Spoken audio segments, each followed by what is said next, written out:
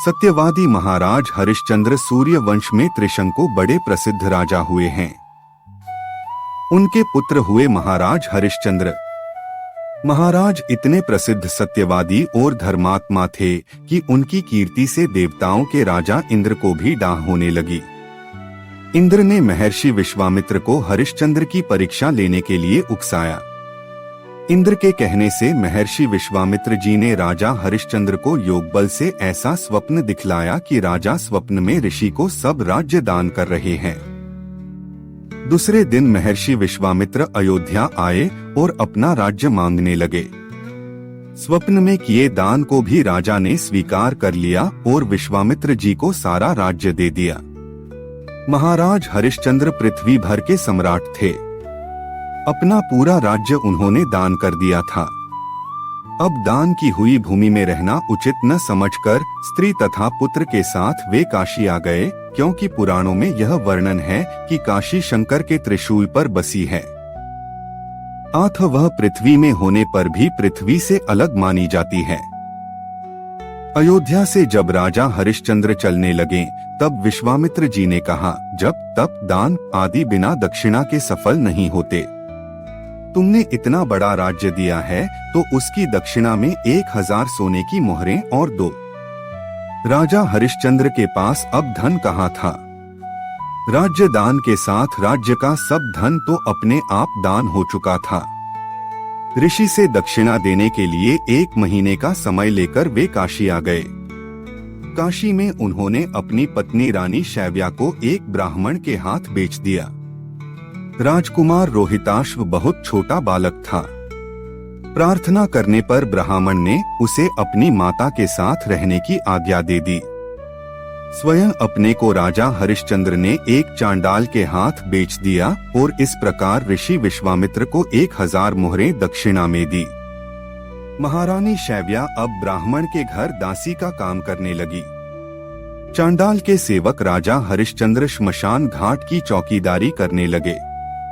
वहां जो मुर्दे जलाने को लाए जाते, उनसे कर लेकर तब उन्हें जलाने देने का काम चांडाल ने उन्हें सौंपा था।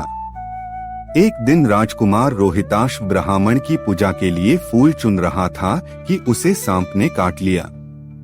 सांप का विष झटपट फैल गया और रोहिताश्व मरकर भूमि पर गिर पड़ा। उसकी माता महारानी शैव्या को न कोई धीरज बंधाने वाला था और न उनके पुत्र की देह श्मशान पहुंचाने वाला था। वे रोती बिलखती पुत्र की देह को हाथों पर उठाए अकेली रात में श्मशान पहुंची। वे पुत्र की देह को जलाने जा रही थी कि हरिश्चंद्र वहां आ गए और मरघट का कर मांगने लगे।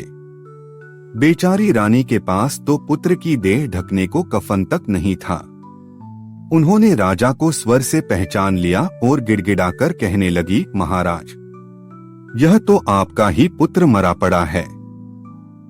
मेरे पास कर देने को कुछ नहीं है। राजा हरिश्चंद्र को बड़ा दुहक हुआ, किंतु वे अपने धर्म पर स्थिर बने रहे। उन्होंने कहा, रानी, मैं यहाँ चांडाल का सेवक हूँ। मेरे स्वामी ने मुझे कह रखा है कि बिना कर दिए कोई यहाँ मुर्दा न जलाने पावे। मैं अपने धर्म को नहीं छोड़ सकता। तुम मुझे कुछ देकर तब पुत्र की देह जलाओ। रानी फूट फुट कर रोने लगी, मेरे पास तो यही एक साड़ी है जिसे मैं पहने हूँ, आप इसी में से आधा ले लें। जैसे ही रानी अपनी साड़ी फाड़ने चली, वैसे ही वहाँ भगवान नारायण, इंद्र, धर्मराज आदि देवता और महर्षि विश्वामित्र प्रकट हो गए। महर्षि विश्वामित्र ने बताया कि कुमार रोहित मरा नहीं है। यह सब तो ऋषि ने योगमाया से दिखलाया था। राजा हरिश्चंद्र को खरीदने वाले चांडाल के रूप में साक्षात धर्मराज थे। सत्य साक्षात नारायण का स्वरूप है। सत्य के प्रभाव से राजा हरिश्चंद्र महारानी शैव्या के साथ भगवान के धाम को चले गए। महर्षि विश्वामित्र ने राजकुमार रोहिताश्व को अयोध्या का राजा बना दिया। सत्यवादी राजा हरिश्चंद्र के संबंध में यह दोहा प्रसिद्ध है, चंद्र टरै सूरज टरै तरह जगत व्याभार। सत्य पै दृढ़व्रत हरिश्चंद्र को तरह न सत्य विचार। दोस्तों, आशा करता हूँ कि आपको राजा हरिश्चंद्र की कहानी पसंद आई होगी।